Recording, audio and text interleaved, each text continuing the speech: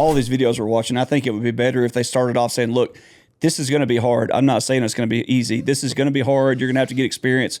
If he's talking about Miami or somewhere property taxes are sky high, right, that's a little different. I think you can replace your 9-to-5 job with real estate like this. Unfortunately, there's zero real estate like this out there. This douchebag, I can tell you right now. So there's this Section 8 Kareem guy, and I guarantee he is part of this. He's part of it. He's like copying this. Gotta be. Tell me that you don't know anything about real estate without telling me when you say a real estate property. You go buy a real estate property. This guy has not bought one thing. Not one thing in his life. No.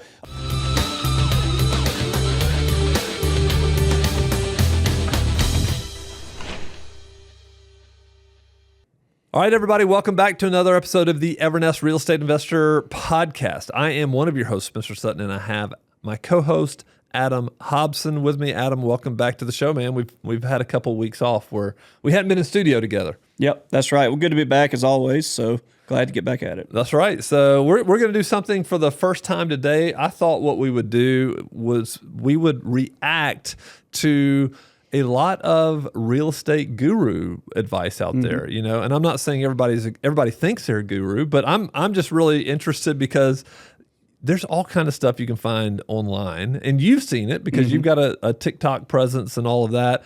We do a lot of YouTube here, and so we see all kinds of advice, and I'm very, very interested in your take on this. So what we're going to do is we're going to watch some video. We're going to watch a video one at a time, and then you and I are going to respond to it. All now, right. I've seen these videos. You hadn't seen any of them, right? Yep. Nope. Okay. So feel free to just be real and raw in your response, and I think we should have a good time. And, all right, awesome. And maybe if you're listening to this, you want to check out the YouTube channel. If you want to see the videos, we're going to have those there on our YouTube channel. But if not, you can hear the advice, and we'll give our take on it. All right, Jacob, let's hit it. Let's watch this first one.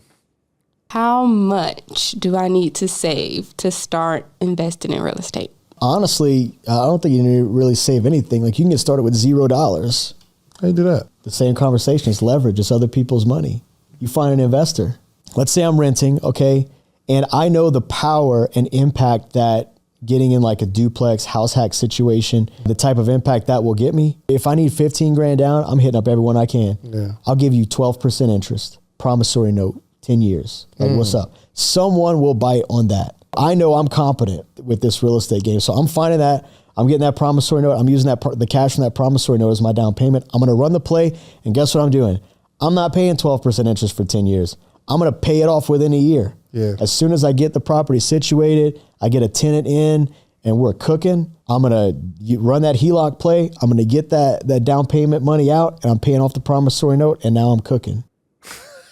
This guy. Now I'm cooking. All right. So what's your initial reaction to this? Which I don't disagree that you can buy real estate without any of your own money, right? You can, but I think they're talking about starting off in real estate, right? Yeah. If you were starting off in scratch, meaning you don't have any private investors yet, because he's talking about using private money. It sounds like correct. That's right. You don't have any private investors yet. You don't have any experience, and second of all, you're not going to have that private investor long when you're going to immediately pay them off, right? Right, so like, I'll use private money at 12% for 5 years, but like, even if I could pay them off right now, I go that 5 years so that they say, okay, he told me I was going to get this much of a return, so I'm going to let him get that return for the whole 5 years. This guy's saying, hey, as soon as, I'm going to promise him X number of years, soon as I get this, HELOC or whatever else he's talking about from the bank loan, I'm just going to pay him off. Well, then they've made like a couple grand. Do you think maybe? You think they're going to do business with him again? No, they're not. Probably not. They're like, this is a terrible return. I can just put it somewhere else. So what he's going to have to do is then run that play again. He's going to have to hit up everybody he knows, and he said somebody's going to bite on that. But that's a great point. I hadn't thought about that a private investor wants to get paid. Yeah. Right? They want to earn interest on their money, and so why in the world would they tie up their money with you if they know they're not going to get that return? Exactly. And he's sitting there. I mean, anybody that's ever been a private investor for him, if he actually has private investors, are looking at his whatever, this is a YouTube short or whatever, saying, well, why would I do it with this guy? He's just going to pay me off immediately. He told me he's going to pay me in 3 years, but what he's saying, he's just going to instantly pay it off. So he's just using me pretty much. And honestly, how, in your experience, how likely is it, hey, we're going to get somebody, I don't have any experience, I'm going to try this house hack thing to get that money? You think that's pretty reasonable? I think it's going to be very hard when you have no clout, no experience to show anybody. Because like I didn't start using private investors till I was 3 or 4 years in. So it's like you had a track record that you could show people versus you're starting out from nothing and you're like, hey, I've never done this before. This is my first one, but I think I can make some money, so I need you to invest with me. Yeah, you know? I thought it was interesting because he said, I'm real confident in this stuff. And I'm like, how can you be confident when you're just starting out? Yeah, you can't. You don't know anything. Exactly. Now, if he's been doing it 10 or 15 years, Sure. whatever, Yeah. sure, he can go and he's got people he could get money from today to close the deal. But just starting out, that's ridiculous. But this is one of the reasons why new real estate investors start out wholesaling. A lot of times it's wholesale to generate some cash so that you can go do one of those deals. And you also get a lot of experience that way. And then maybe you can partner with somebody like, hey, I'll find the deal if you partner with me and we do this deal together and I'm going to learn, et cetera, et cetera. So yeah. Okay. So that was the first one. Yeah. All right. Next one, Jacob, let's roll it. Real estate is an awful way for you to actually make money. Option one, you can go buy a single family home for $400,000, the average price in the US, and then you rent it out to somebody. Well, the average rent nets you, profit-wise, about $167 a month. So you're taking a $400,000 risk for a couple $100 a month. Then you take the average small business, you could buy same way you could for buying a piece of real estate. So $400,000 business, you put some money down and get the rest from the SBA or seller financing, and the average small business makes 10 to 15% per year. You're cash flowing tens of thousands of dollars from a business instead of real estate. Okay, so I want to respond to this first. This is Codie Sanchez. She's super popular when talking about like buying businesses and generating a lot of cash. I get what she's saying. Okay, so the payoff in rental real estate usually comes later. I understand that. However, my problem with this video is, and she's very, very smart, the problem with this video is it's extremely difficult to buy and run a successful business. Like if we had the stats of how many businesses fail in the U.S. every year, we'd be astounded at how many fail. And so I think listen, she's got tons of experience and she can probably do it pretty easily. But for the average person looking to invest $400,000 into either a piece of real estate or a business, a piece of real estate, even though I still think it is a business, there's probably less risk there than buying a business and figuring out how to run a business and manage people and be a leader and grow your company. Those are just my thoughts. Yeah. So a few different things. First, I like Codie Sanchez. I think she is real in a lot of ways. I mean, she's obviously a big presence on social media, so she has to kind of put this front up. But I do think she's kind of she is real with people. But I know she comes from a background of working for, I want to say it was hedge funds or whatever, and like she was buying, I think, businesses for them and decided to branch out on her own or whatever. So yeah, she does have a lot of experience even before she went out, and it probably was easy for her to buy her first one because she had been doing it for years for other people. She's seen how people do it really successfully. That's right. Years. Yeah. So she just copy and pasted, and I totally get that. But I also think too, just to give her the benefit of the doubt, she's just looking at stats in real estate. I don't know if she has a real estate portfolio. I don't know. Like she's looking at the medians across the country. We know that in Birmingham, Alabama, most investors are not going to be buying a $400,000 house and trying to rent it out for $1,200 a month or $1,350 a month, like we were talking about earlier, and trying to make cash flow on it. Unless you've just got tons of money, you're just trying to park it for appreciation or whatever. But she also probably doesn't know in Birmingham you can get a decent house for $50,000 or $60,000 that's turnkey that you could still get around $1,000 a month, and she's not too far off that you're going to cash flow $167 or whatever after if you have a mortgage on it, and then capex capital expenses and insurance, all this kind of vacancy, turnover, all that kind of stuff. Maybe $300 a month is closer to what somebody could expect. I don't know. What do you think about that? I mean, I don't listen, if what we tell people is if you're getting $300 a month cash flow, that's really good. Yeah. So for mostly with all of those things that you just mentioned. Yeah. I mean, you have 10 houses. That's what, $3,000 a month for, 10 houses. That's not terrible. Plus you're getting some appreciation depending on where you buy it, and all that kind of stuff. But yeah, I just think she's probably not into real estate. And I get she's pushing her business, because she has courses, she has all the kind of stuff all the gurus have. But I don't know. I just think I'm giving her the benefit of the doubt, but I think she's just being extreme right here, saying how terrible real estate is. But I'd be willing to bet she does own some type of real estate. And the truth is, like, either way you go, whether you say, hey, you should buy real estate, like we saw in the last video, or you say, hey, you should buy business, it's never that simple. No, it's a lot of work. It's a lot of work. There's a lot of risk in both ways. And so you just need to be careful. If you're going to buy a business, just understand what you're getting into. I was just talking to a buddy of mine who bought a business here recently.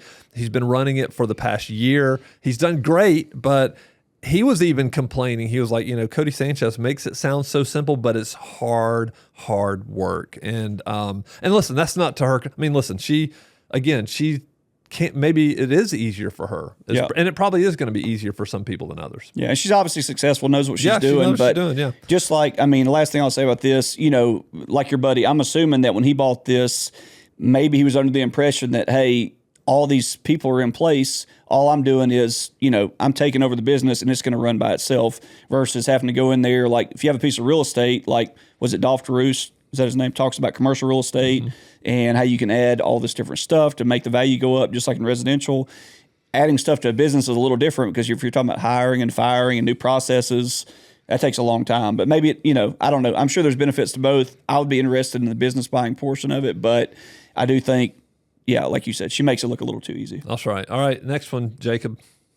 Buy 10 rental houses before you're 30 years old. If you can buy 10 rental houses before you're 30, and you own those 10 rental houses at the age of 30, and you don't buy another piece of real estate for the next 25 years, when you're 55, more than likely, all of those properties are going to be paid for. And if, let's just say you still have a balance on all 10 because you put them on 30-year notes, you can sell off more than likely 2 or 3 and pay the rest off. So now you're sitting there with 7 homes paid for that you have tenants in, and you have cash flow coming in every month. So think about that. If you literally had 7 rental properties making you $2,000 a month, that's $14,000 a month. That's called financial freedom. All right. What's your thoughts on this one? And I forget this guy's name. Anyway, that's not important. Yeah, I've seen him on. I don't know too much about him. I've seen him pop up on social media. Yeah, before. He's got a good YouTube channel. Yeah, so I guess I don't know. I don't totally disagree with him. Obviously, yes, it's great if you can buy 10 rental houses before you're 30. And if you're starting out 22, 23, 24 years old, you have a great job right out of college, you're in sales making money. Yeah, maybe you can. I mean, not with cash, but I think he's talking about using mortgages. Yeah, he's using mortgage. Yeah, maybe you go out there and you can get, if you have somebody, partner up with somebody like we were talking about earlier that knows real estate, and you can buy some decent houses, as long as you don't have to rely on that income. I think if you're going to do that, if you can do that, you don't need to rely on the income. You need to have a really good job. And like, this is just in the background kind of running, because like we were saying a minute ago, I don't know how much you're actually going to cash flow off these things for years, especially if he's talking about a 20-year note or a 30-year note on them. Mm-hmm. So I don't know. But yeah, I think it is hard.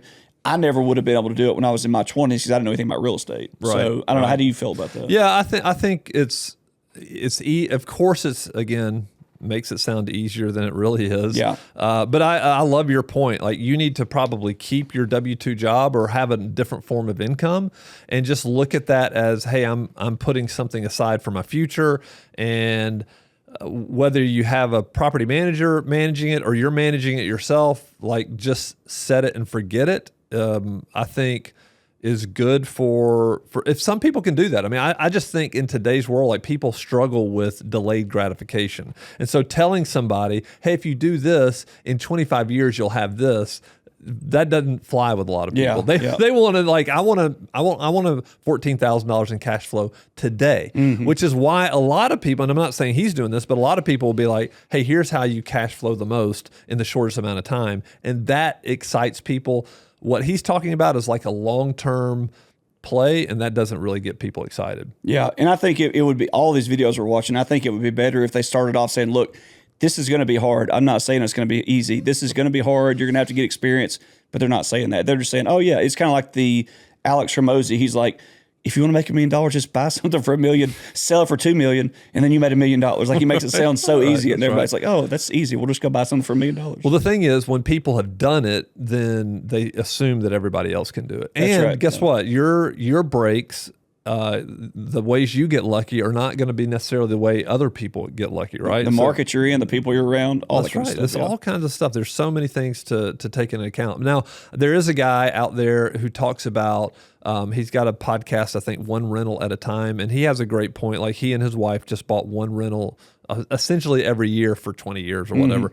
And they built up this massive portfolio, sold it, 1031 exchanged it into another commercial piece of property, and like both quit their jobs and all that. But it was still a long-term play, and I think that's the way to go about it. If you're buying rental real estate, even if you're doing owner finance like you do, you still have to have a long-term viewpoint on this, right? Sure, Because you're gonna pay a private lender back for 5 years. So, but yeah, all right, let's go with the next one.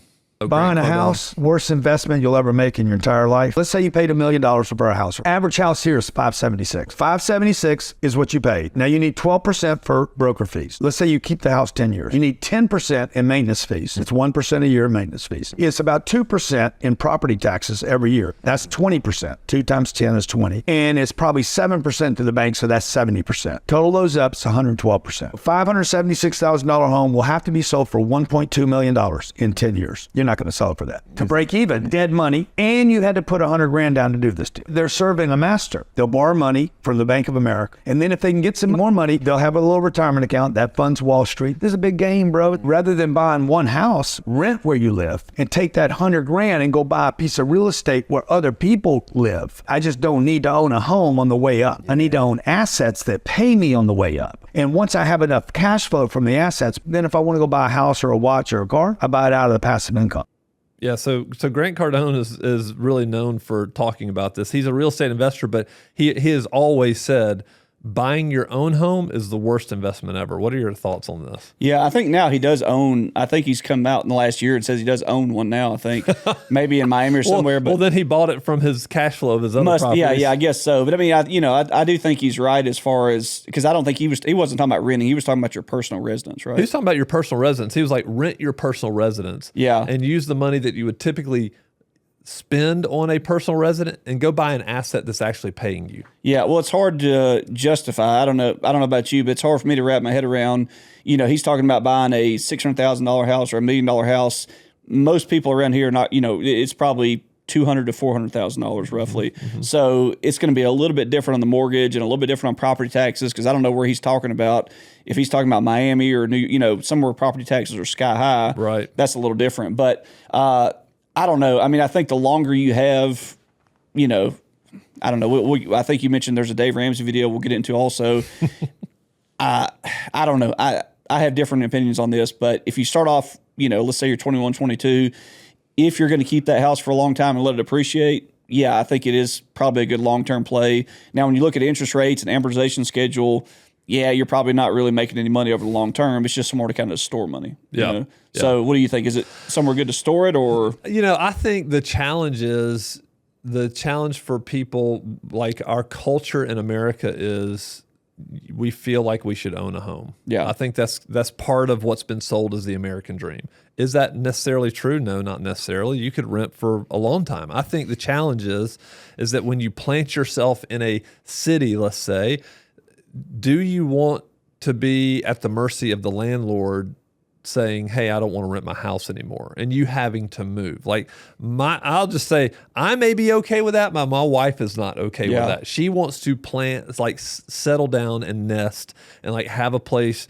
for the kids, which is what we did. We lived in the same house for a long, long time. And so I just think it kind of, if you're okay with moving a lot of times. I know a lot of people that, my brother, as a matter of fact, up in Nashville, he's done extremely well in real estate just because the market has crushed it, and he's made really smart moves on where he's moved. He's built some, he's bought some old stuff, torn it down. I mean, he's done all kinds of stuff and done really, really well. So I just kind of think what's going to fit your personality and maybe your lifestyle. Yeah. Well, I mean, these days, the average American, I think the stats, they move every 6 to 7 years, right? So when you get a mortgage, by the time you put a down payment and you have your amortization schedule where, let's say you're paying a lot of interest. The first 7 years, you really don't even start knocking down the equity until you're getting equity and knocking down the principal until you're 7 years in. So the bank's making a ton of money if you're staying there for less than 10 years. Maybe at the 10-year mark you started to chip away at year 7 at some of this principal. But yeah, I mean, I think if you're,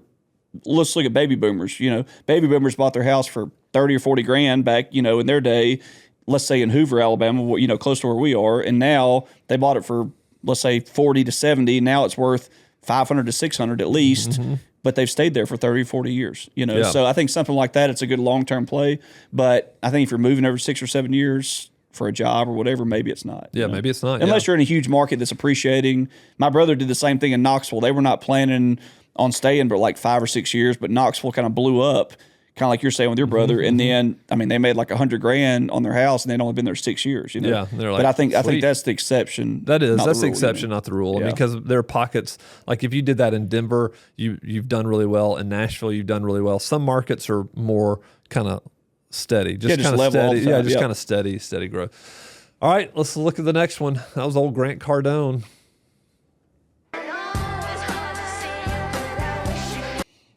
All right, so this video, if you're listening to this podcast, I just have to read what it says because you can't. There aren't any spoken words, but the words are on the screen. This is what the words say. It says on the video, how to replace your 9 to 5 with real estate. Number 1, find a home for $80,000. Number 2, put down $8,000. Number 3, rent it for $2,200 a month. Number 4, profit $700 a month. Number 5, buy one property every 6 months. And number 6, rinse and repeat. Man, it makes sense easy. I wish somebody would have told me this. Right? What are we doing with our life? We should just follow this guy's plan, right? We'll be multimillionaires. This is just like the Burr strategy, essentially. But what's wrong with this? Several things. First of all, I don't know what market he's in, but I know here in Birmingham, if you're buying an $80,000 house, you're not renting that thing for $2,200 a month. Well, there's nowhere in the United States. Yeah, so you would know about that, right? Yeah, so there's nowhere. Okay, so that just validates my point then. So you can't buy a house for $80,000 and expect to rent it for $2,200. Okay, put $8,000 down. Well, 50% of Americans live paycheck to paycheck, so maybe they're talking about the top 5 or 10% that can afford an $8,000 down payment, right? So they put this $8,000 down. You're not going to be making much cash. What does he say? $700 per month in cash flow? Yes. Okay. Well, I guess at least he did some math correct, because if you're getting $2,200, at least he didn't say, well, you're making $2,000 a month in cash flow. At least he did take away all that other crap. He's taken away. But where is this a turnkey property for $80,000? I mean, there's no renovation money in here. You don't have to put $50,000 in it to get it up to at least rent it for $2,200. Yeah. It's a little insane. Yeah, and then you're doing, every 6 months, you're getting back half of that. You're, $4,000 if you take all that profit and put it back. So then you have to come up with another $4,000 every 6 months. So, where's this money coming from? Do you have to have like a really good 9 to 5 job to be able to do this? Or I think you can replace your 9 to 5 job with real estate like this. Unfortunately, there's zero real estate like this out there. Yeah. So you can look all you want to, but it makes for a great video. I think this thing probably got hundreds of thousands of views. But first two, we're doing something wrong. I don't know any bank. Typically, a bank wants 20% down. He's talking about 10% down. 10% right here, right? down. So right. I don't know if he's talking about a bank loan or whatever it is, but no, private money. Borrow this private money. Oh, that's right. Yeah, you just borrow private money. All the people that you know that just throw money at you too. But now there is money out there, but you have to kind of work it and have experience, like we talked about earlier. But yeah, I think this guy's full of garbage. I think he. It would be great if they would just put the real numbers on here and actually show people how to do it. This is the problem. If you and I put real numbers down on here, nobody'd look at the video. Exactly. Yeah, because it wouldn't be exciting. I know. Yep, you're right. All right, let's go. Next video. Here we go. How can I supplement my income, Ryan? I'm like, buying a rental ain't it? You ain't supplementing your income with a rental? I was like, Robert Kiyosaki poisoned people's minds into thinking that's a thing. It's not. Anyone who owns rentals knows it's not, at least in that early stage. Let's just say you buy this $300,000 house, right? And the 1% rule is like super hard to get, but let's just say it rents for $2,500. Let's just say your all-in costs are $2,300, right? You're not going to make money because the $200 is going to get eaten up by other stuff, right? So people are like, well, when when do you actually make cash flow? Well, you're going to make it 5 years from now. Okay, well, rents are now $3,500. And then also maybe we refinanced and we got the rate down and everything else. So now my payment is $2,000, $1,900, whatever. rent. Now you actually do make it. It's a 10-year journey minimum. And I don't say any different. It's 10 years. Yeah, so that guy right there who just spoke spoke at the end. That's the one rental at a time guy. So he has done it successfully, but he has had a long-term mentality to this whole thing. It's not a get rich quick scheme. It is a real estate is not. It's a get rich slow, and that's his whole point. 10 years minimum, and that's what Ryan. I think the guy's name is Ryan Pineda. Ryan Pineda, yeah. Ryan Pineda is saying because he owned a lot of rentals and he just wasn't making a lot of money, so he got super discouraged. And so I've heard him bash rentals before, but if you are going to buy rentals, you do have to think about it long term. You cannot be thinking, how can I replace my income over the next 12 to 24 months? I just don't think it's possible unless you're doing some type of flipping, wholesaling along with that. Yeah, no, I agree with that. And that's, Ryan Pineda, he's gotten a little off the rails here the last few years. I used to like him when I first started because he was talking about coming from flipping couches and furniture, and then, he started wholesaling, but now I think his ego is just way too big. But I actually do agree with him on this video. At least he said, hey, there's not very much cash flow there to live off of. His numbers weren't exactly right. They were totally opposite of the video before we saw where the guys like buy it for $80, rent it for $2,200 a month. At least he was saying, hey, if you're paying $300,000 for a house, maybe you get $2,500 for it, which is a lot more doable, reasonable, like in a Hoover or something like that. But you're also getting that, not the 1% rule, the 0.5% rule like we talked about earlier. So, I agree with him that it's not an instant, like, hey, you're not going to quit your job after 10 rentals like some of these other people are saying, unless you're willing to live off nothing for, if your freedom number is $3,000 a month, hey, then maybe you have 10 rentals and you can do it. But, chances are it's not. And more power to you if your freedom number is $3,000 a month. Yeah, I don't know how you make that work. But yeah. Hey, I don't know, but if you can do it, then I want to cheer you on for sure. Yep. All right, let's go to the next one. I'm 23 years old, I own 67 homes, I'm closing on another one this week, and I do this all from my car or my penthouse. That's because I invest in Section 8 real estate. This is a form of real estate where you can buy properties with less than $10,000 that will cash flow anywhere from $500 to $800 every single month. With just a few of these properties, you can pay your monthly expenses, like the payment on this Maybach, which is just over $2,000 every single month, paid for with only 3 Section 8 rental properties.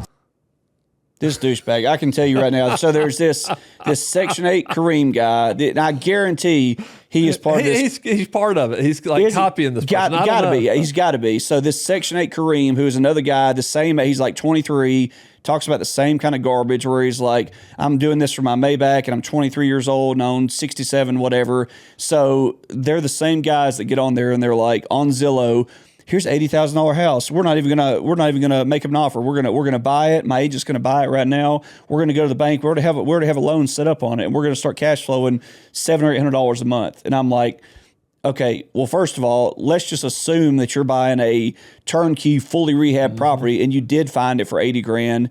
And you'd have to be doing it for $1,200, $1,500 a month, You're putting zero back for capital expenses, zero back for taxes, zero back for insurance, for vacancy. So maybe it looks good on paper, but like, okay, what happens when this one goes down? Like, are you going to make your Maybach payment for $2,000 a month? Are you going to go over and fix the AC in this, this other one? Right. What if you need a new roof? What if you need a new HVAC? What happens when Section 8, the inspector comes through and says, hey, here's your list. You got to fix all of these things. And you're like, well, crap, I wasn't expecting that. But they're doing that every single year. And then what happens when they move out? Yeah. And guess what? They've lived in there more. The houses needs new paint, carpet, all this stuff. It's just a bunch of bullcrap that they're talking about. What happens because I think this is the first time we've ever heard this. Our current administration is talking about, like a 2-year cap on Section 8? Is that what he's talking about? So who knows if that'll go through, but if it does, it's like, okay, well, now you have a whole nother obstacle here to go through and deal with, like you may not be getting these guaranteed government checks because we don't know what's going to happen in the future. Yeah, the whole purpose of Section 8, the way it was intended to do, was to give somebody help as they're a little bit down and out. They're struggling. So, hey, we'll help pay for your housing so you have a place to live. And then the whole purpose is now that you don't have that burden, You move forward to get better. Yeah, that's Yeah. right. You can go out and get a job. You can go out and produce an income for yourself where you can afford something. And I've seen it work like that. Like I had a resident that did that. Really? They were paying. Section 8 was paying over $700 a month, and by the end, when she eventually passed away, but she had gone out and gotten a job, and then Section 8 was paying less than $50 a month. Wow. And she was paying the rest, and she paid every time a month. That's the purpose of Section 8. And I think the current administration, that's what they're trying to get to, is like, hey, there should be limits on this stuff. It's not meant for Just you a to live government forever. handout. That's Yeah. right. It's not a government handout for you to live forever. It's for you to get back on your feet. So Yeah, I've never heard of anybody, because I mean, the kind of stuff we see and hear about, it's always like, well, okay, you know, I don't want to mess up my Section 8 voucher, so I'm going to play by the rules and behave, or they don't care and they do lose it and it doesn't matter. that's right. But, That's right. Yeah. So what do you think about this guy? Unfortunately, I think Do you think he has 60 something rentals? I don't know. It's hard to say. It's really hard to say. Just like this Section 8 Kareem that probably started this thing with this guy. This guy claims that the other guy claims that he had started at the Section 8 housing. He was like, oh, I just saw all this money that I could be making.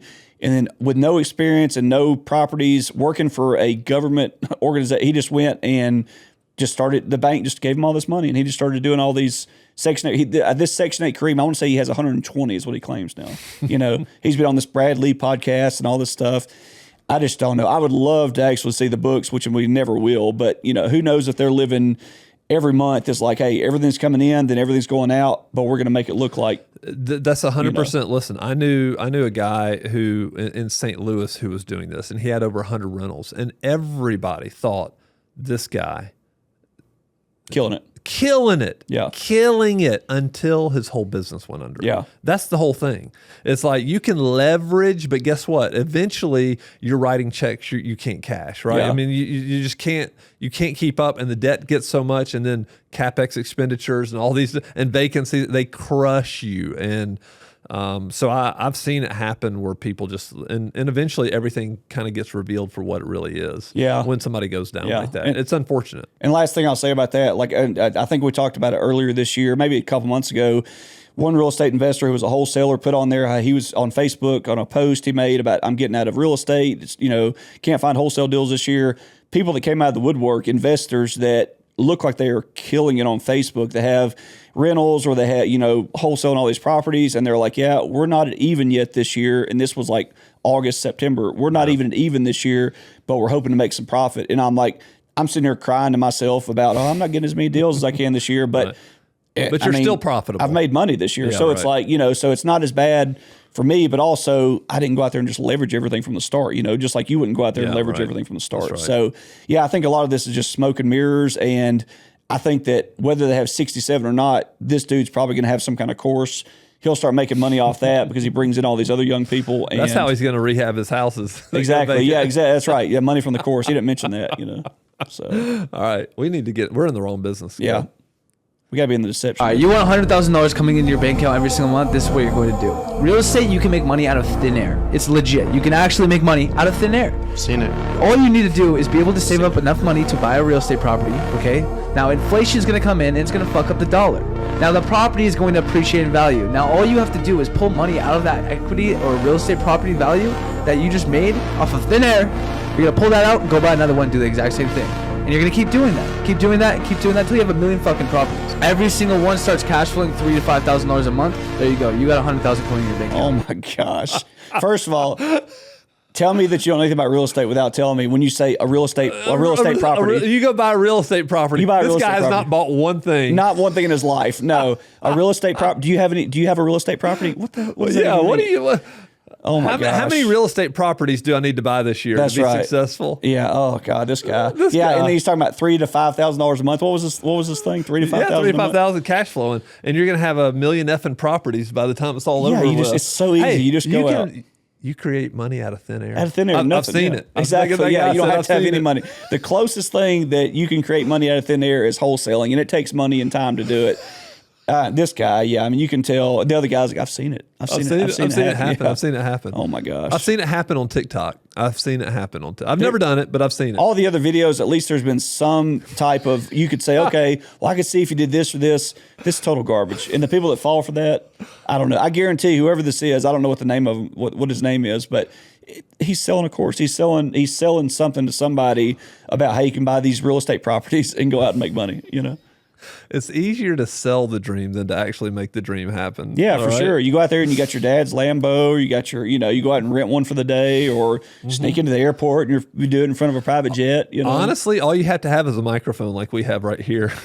Yeah. A microphone and a camera, because that's all they've done. Unfortunately, it's going to get worse with AI. We're not going to know what's real and what's not. So it's going to be bad. It's going to be bad. I feel bad for the people that got hoodwinked with this guy. All right, last one. So here's my perspective at 63 from having done real estate since 1978. Yep, I want to hear this. The highest risk real estate that you can do is resort real estate because it comes and goes based on the economy, and it's the first to go and the last to come back. So if you're building beachfront condos, you're asking to die, okay? It's the worst, okay? Long-term play real estate, something that is a basic cash cow, warehouses, apartments, office buildings, strip centers, that kind of stuff. Long-term real estate is, of the real estate investment side, probably the least risk. But developers developing residential lots, they are the highest risk except resort. If you're a developer right now sitting on, 500 lots, and you don't have that equity position set and you don't have the cash flow structure, this current slowdown is going to take you down. I think he makes an interesting point about like vacation rental type stuff. And if anybody, especially resort stuff, if anybody has seen, if you haven't seen this documentary, you should go watch it. It's called, I think it's called The Queen of Versailles. And it's all about like the nation's best, what's the kind of real estate that's timeshare? Okay. The world's best timeshare company during the 2008 meltdown, the great financial crisis. Yeah. Oh my word, it's insane. Really? Like insane what went on. And this guy is the president of this thing, and he was in the middle of building a 50,000 square foot house. Yeah. And he's got this wife who just wants to buy all the expensive stuff. And so it's just a documentary of their life falling apart in real time. They lost everything at 2008. Dude, you should go back. You should watch it. You talk about the stress this guy's under. You can tell he's about to get crushed. Yeah. And he's just trying to figure out a way to make it work. And she's out there spending tons of money and the stress it puts on their relationship. Anyway. He's selling timeshares? Oh yeah, yeah. Like he was a huge timeshare company. Like this is where he made all of his money. Yeah. And then he was in the middle of building his own 50,000 square foot house. 2008 happened. Yeah. Sheesh. So, but Dave Ramsey, I like Dave Ramsey. The funny thing is he always talks about paying cash for rentals. Yeah. And for his real estate. And I'm like, dude, you're buying in the 80s. Of course you could pay cash, right? You save $50,000 and you can pay cash for anything. Yeah, a couple of things I'll say.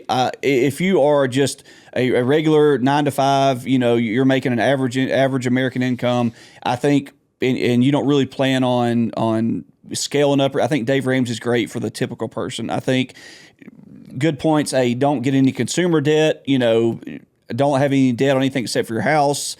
If you have to have a mortgage, let's pay it off quick as we can, all that kind of stuff. But I think, because we did the same thing. We got out of debt when I was, in my early 20s. We followed Dave Ramsey's program. It's great. But then I always thought, I always want to have, rentals that are just paid for, like he talks about, but you can't scale like that and it's going to take forever. So, I think he has some good points. And I do think that probably beachfront property, some of the hardest, it's kind of the most volatile, but people kill it doing Airbnb. I think there's professionals and really good people in every sector of real estate, but I think it's not for everybody. But I'm sure there's somebody out there telling you how to go out and buy beachfront property and make a killing on it every year until something happens, Man, there was a time like in 2002 and 2003, people were flipping contracts on condos. Yeah.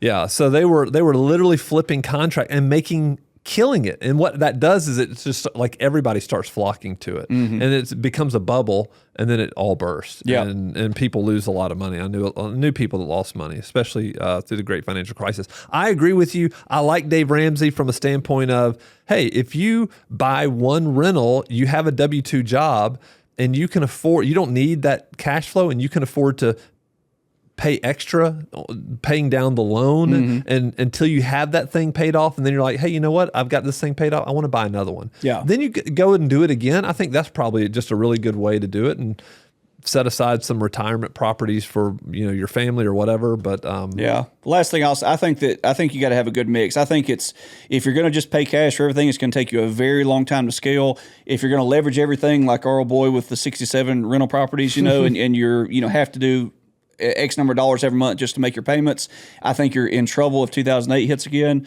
So I think it's like, hey, if you got some that are paid off and you can leverage some other ones, but if the economy tanks, it's not going to crush you, I think you should go for it. Yeah, agree. Yep. All right, well, this has been good. Enjoyed it. Maybe we'll do this again. And that is it for this episode of the Evernest Real Estate Investor Podcast. We'll be back next week with another episode.